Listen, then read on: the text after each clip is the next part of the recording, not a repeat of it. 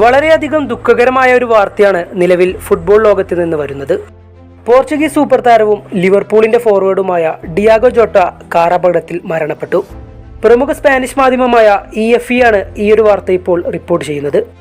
28 വയസ്സ് മാത്രം പ്രായമുള്ള ഡിയാഗോ ജോട്ട നിലവിൽ ലിവർപൂളിലായിരുന്നു കളിച്ചുകൊണ്ടിരുന്നത്. കൂടാതെ സാക്ഷാൽ ക്രിസ്ത്യാനോ റൊണാൾഡോയുടെ പോർച്ചുഗൽ ടീമിലും അംഗമായിരുന്നു. തന്റെ സഹോദരനും ഫുട്ബോൾ താരവുമായ ആൻഡ്രേക്കൊപ്പം യാത്ര ചെയ്യുന്നതിനിടയിലാണ് ഡിയാഗോ ജോട്ടയ്ക്ക് അപകടം സംഭവിച്ചത്. കാർ റോഡിൽ നിന്ന് തെന്നിമാറിയെന്നും തുടർന്ന് കാറിന് തീപിടിച്ചുമാണ് അപകടം സംഭവിച്ചതെന്ന് ദൃക്സാക്ഷികളെ ഉദ്ധരിച്ചുകൊണ്ട് പ്രമുഖ മാധ്യമങ്ങൾ റിപ്പോർട്ട് ചെയ്യുന്നുണ്ട്.